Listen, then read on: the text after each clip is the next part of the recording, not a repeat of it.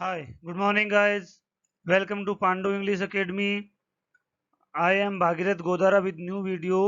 आज हम present perfect tense के सेकंड पार्ट में इसमें हम एग्जाम रिलेटेड सेंटेंस की ही स्टडी करेंगे कि प्रेजेंट परफेक्ट टेंस से एग्जाम में क्वेश्चन कौन कौन से आते हैं, कैसे आते हैं, हमें कैसे सोल्व करना है, उनकी ट्रिक्स क्या है, उनको पहचानते कैसे हैं, उनकी स्टडी करेंगे।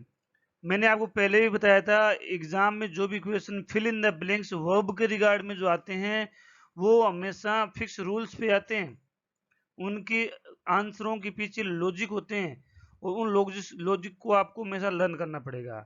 उनको आपको बार बार स्टडी करना पड़ेगा, वीडियो को बार बार देखना पड़ेगा, तब जाकर के वो लॉजिक आपके समझ में आएंगे।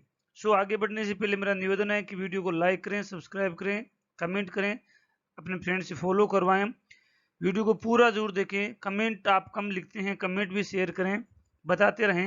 आगे देखते हैं। आज हम पढ़ें एग्जाम रिलेटेड सेंटेंस कि इस टेंस से एग्जाम में कौन कौन सेंटेंस आते हैं उनको पढ़िए। जो मैं यहाँ पढ़ा रहा हूँ इनके अलावा एग्जाम में कोई क्वेश्चन नहीं आता। मतलब ये पैटर्न है, ये पहचान होगी जिनके माध्यम से हम पढ़ेंगे।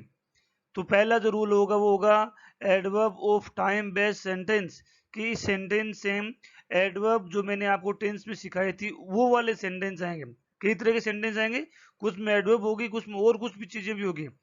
एडवर्ब जो जिन सेंटेंसेस में एडवर्ब आएगी उनको कैसे पहचानेंगे और कैसे उनको सोल्व करेंगे। तो एडवर्ब के लिए मैंने आपको समझाया था कि इस टेंस की एडवर्ब क्या होती है।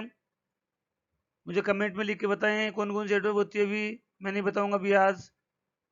यस, वीडियो को पॉज कर दें, write down in comment, video को पॉज करके कमेंट करें। Yes, I am waiting. Yes, adverb जो होती है ऑलरेडी, सो फार, येट, रिसेंटली, सिंस, है ना, जस्ट, जस्ट नाउ, बिफोर, ये इसकी एडवर्ब होती है। जिनको पता नहीं है वो इसके पहले वाले वीडियो को देखें, उसमें मैंने इस बात को क्लियर किया है। और इस बात को हमेशा अच्छी तरह से लर्न करके रखें, तभी समझ में आएगा। अदरवाइज वीडियो की मात्र देखने से आप इंग्लिश नहीं सीख पाएंगे। अगर ऐसा है तो आप बंद कर दें। आगे देखते हैं, सेंटेंसेस पढ़ते हैं।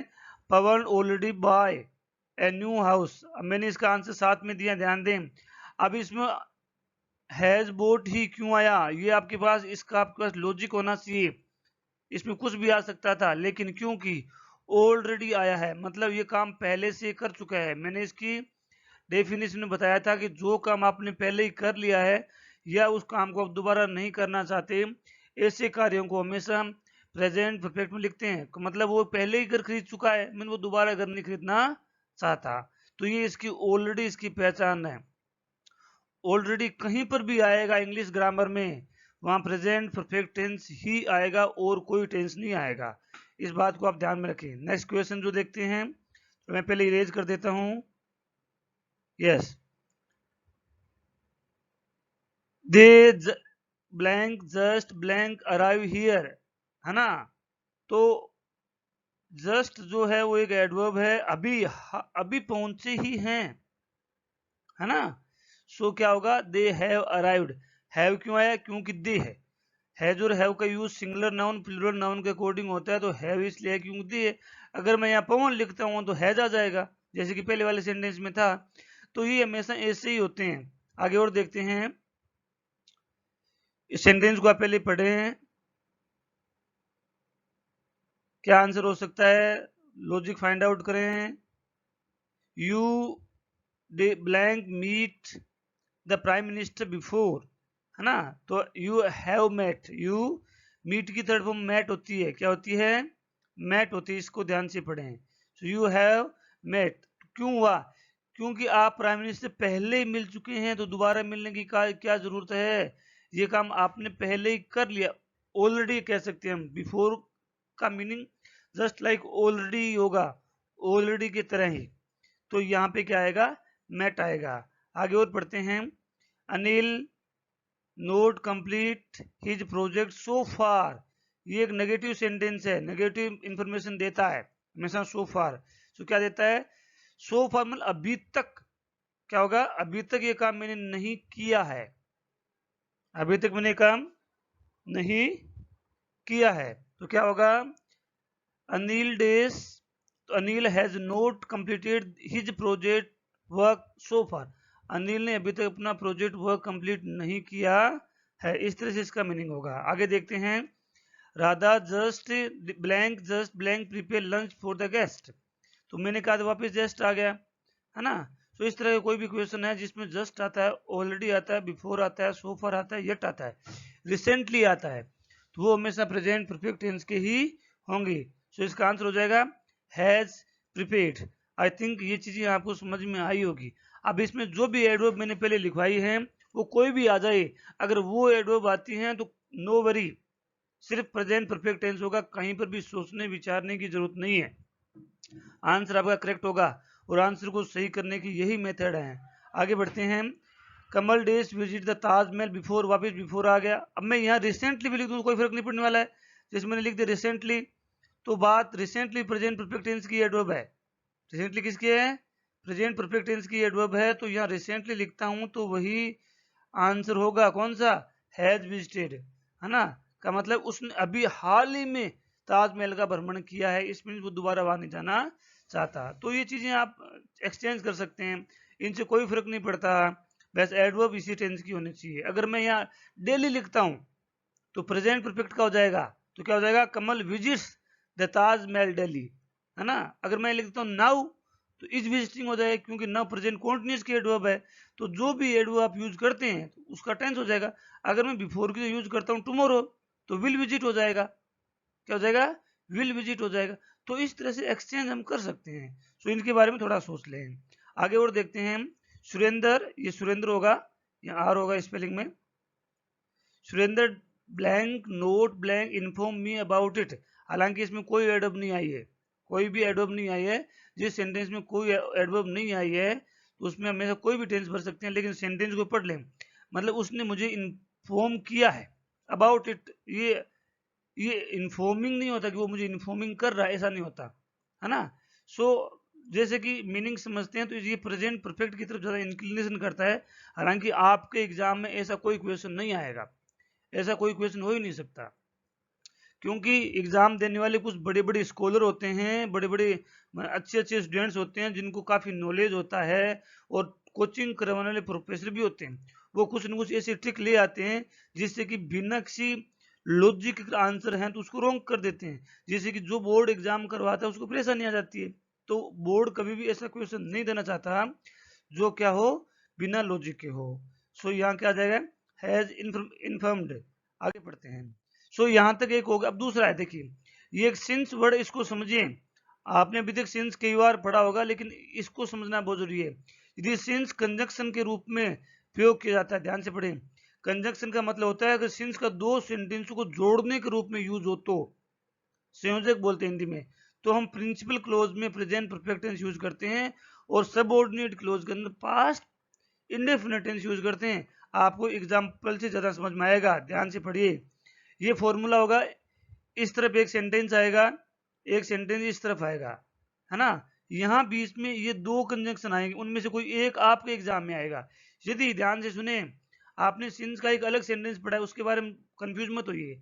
सिंस के बाद में एक अलग सेंटेंस हो, एक सिंस के बाद में आपने टाइम पढ़ा है, सिंस 2020, सिंस 2019, है ना, वो एक अलग क्वेश्चन था। ये टाइम नहीं है, सिंस के बाद में एक अलग से सेंटेंस है, वो ये एक अच्छा रूल है, इंग्लिश ग्रामर का एक फिक्स रूल है, ऐसा होता ही है। एसएससी बैंक के एग्जाम में ऐसे क्वेश्चन हमेशा आते हैं।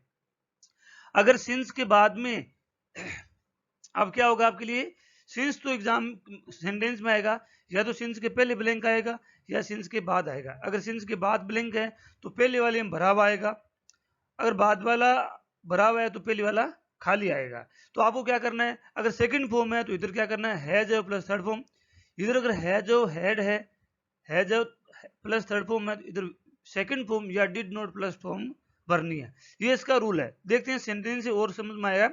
आई blank not blank write any letter to my wife since she divorce me, ध्यान दीजिए, सिंस आ गया सेंटेंस के बीच में, और सिंस के बाद में क्या है कि अलग से सेंटेंस, इसमें वर्ब की सेकंड फॉर्म डिवोर्स्ड है। तो मैंने क्या कहा था, यदि ब्लैंक के बाद वाला फिल किया हुआ है तो ब्लैंक के पहले क्या करेंगे, ये आपको फॉर्मूला इसे लर्न करना है। क्या करेंगे, has have plus third form, तो आई के साथ हैव आता है और राइट का रिटर्न हो जाएगा, हैव रिटर्न। इसका हिंदी में मतलब क्या है, जब से तब से। जब से मैंने मेरी वाइफ को तलाक दिया है, मैंने उसे एक भी पत्र नहीं लिखा। जब से मैंने मेरी वाइफ को तलाक दिया था, मैंने उसे एक भी पत्र नहीं लिखा। तो ये सेंटेंस इस तरह से होगा। और भी सेंटेंस पढ़ते हैं। मोहन, पहले मैं इरेज करता हूं, थोड़ा आप कंफ्यूज हो रहे होंगे। यस, आगे देखते हैं।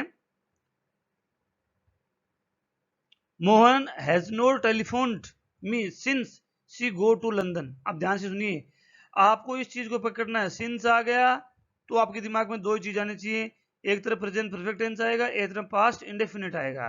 प्रेजेंट परफेक्ट आ गया, पास्ट इंडेफिनिट आएगा, तो क्या हो जाएगा, गो का वेंट हो जाएगा। क्या मतलब हुआ इसका, जब से, जब से वह का मतलब मोहन, ही मोहन के लिए ना, मोहन लंदन गया था, मुझे कॉल नहीं किया। मुझे कॉल जब से तब से, जब से कॉल गया तब से मुझे कॉल नहीं किया, जब से लंदन गया तब से मुझे कॉल नहीं किया, ये इसका मीनिंग होगा। तो ये अच्छा रूल है इंग्लिश ग्रामर में, जो फिक्स रूल्स में आते हैं, वन कैटेगरी का रूल है। ऐसा क्वेश्चन है तो ऐसा ही सेंटेंस आएगा, कोई कंफ्यूजन नहीं है। आगे बढ़ते हैं। सिंस, अब थोड़ा सा इसमें मैंने चेंजमेंट कर दिया है। Since Pavan expelled from school he has not come to school. अब एग्जामिनर क्या करेगा, आपको कंफ्यूज करने के लिए थोड़ा सा पैटर्न चेंज कर देगा। ध्यान दीजिए, सिंस के बाद में सेकंड फॉर्म, यहां मैंने क्या कर दिया, यहां कोमा लगा दी। देखो, मतलब जो हम पार्ट ये लिख रहे थे ना, इसको मैंने बाद में लिख दिया और इस पार्ट को मैंने पहले लिख दिया। सिंस सेंटेंस को सिंस से शुरू कर दिया तो कंफ्यूज नहीं होना है। इसको आप अगर ऐसे लिखते हो, Pawan has not called me come to school since Pawan expel from the school, तो भी सेंटेंस सही है। सेंटेंस अगर आप इसी फॉर्म में लिखते हो, सिंस को बीच में लाते हो, तो भी सेंटेंस सही है। लेकिन ध्यान रखना, सिंस के साथ वाला सेंटेंस साथ में आएगा। ऐसा नहीं कि आप सिंस को उठा करके यहां रख दें तो रॉन्ग हो जाएगा। सिंस से अटैच जो सेंटेंस है वो इसके बाद में आएगा। तो ध्यान दें, सिंस के बाद में ब्लैंक है, मैंने बताया था कि सिंस के बाद में सेंटेंस आना चाहिए, ब्लैंक है, ठीक है। तो सिंस के पहले वाले में क्या है, has have plus come plus third form है, तो इधर क्या आ जाएगा, सेकंड फॉर्म, तो एक्सपेल्ड हो जाएगा। जब से पवन को स्कूल से एक्सपेल्ड किया वो स्कूल नहीं आया। सॉरी, इस तरह से हम इसको करेंगे। आगे और देखिए, Sunil blank write me many letter since she left the college. तो सिंस के बाद में क्या आ गया, सेकंड फॉर्म आ गया, है ना। लीव की सेकंड फॉर्म है, ये लेफ्ट है। तो सिंस के पहले क्या आना चाहिए था, has a plus third form, तो हैज रिटन हो जाएगा। अब ऐसे आपको इनको पढ़ना पड़ेगा, ये फिक्स रूल है, इसको कंटेस्ट करके रखें, इसको गांठ बना करके रखें। निश्चित तौर पर आपके ये क्वेश्चन आपके लिए रामबाण औषधि साबित होगा, क्योंकि एग्जाम में ऐसे क्वेश्चन हर बार आते हैं, मैंने हर बार ऑब्जर्वेशन किया है। आगे बढ़ते हैं। अब एक सेंटेंस मैंने और लिखा है, ध्यान से पढ़िए। I have been studying in DAV school since 2005। यहाँ आप इसी चीज को लेकर कंफ्यूज होते हैं, ध्यान से सुनिए। इस सिंस में और इस सिंस में फर्क है। एक सिंस आता है जिसमें सिंस के बाद में टाइम आएगा, एक जगह सिंस आएगा जहां सिंस के बाद में क्या आएगा, वर्ब आएगी। ये वर्ब की सेकंड फॉर्म आ रखी है, यहाँ पे देखिए, ये वर्ब की सेकंड फॉर्म आ रखी है। दो ही पैटर्न है सिंस को यूज करने के, एक तो टाइम आएगा, एक वर्ब आएगी। हमें वर्ब वाले का ध्यान रखना, अगर वर्ब आती है तो हमें प्रेजेंट परफेक्ट टेंस और पास्ट इंडेफिनिट टेंस यूज करना है। अगर वर्ब नहीं आती है, तो अगर टाइम आता है तो प्रेजेंट परफेक्ट कंटीन्यूअस या पास्ट परफेक्ट कंटीन्यूअस, जो भी सेंटेंस के लिए सूटेबल होगा वो हम यूज करेंगे। आई थिंक आपको अच्छी तरह समझ में आया होगा। यदि वीडियो अच्छा लगा हो तो लाइक करें, सब्सक्राइब करें, शेयर करें, अपने फ्रेंड से फॉलो करवाएं, कमेंट करें। मेरे इस चैनल पर इंग्लिश ग्रामर के बेसिक लर्नर और इंग्लिश ग्रामर के सभी टॉपिक्स के आपको वीडियो अच्छी तरह से मिलेंगे। मैंने एक जीरो लेवल इंग्लिश लर्निंग के लिए एक वीडियो शुरू किया है, कोर्स शुरू किया है, आप उसे देखें। जिन लोगों को इंग्लिश में बेसिक्स क्लियर नहीं है, जो कंफ्यूज होते हैं, उनसे निवेदन है कि आप उन वीडियो को देखें, आपको अच्छी से अच्छी चीज़ें समझ में आएगी। Thanks for watching, have a nice day.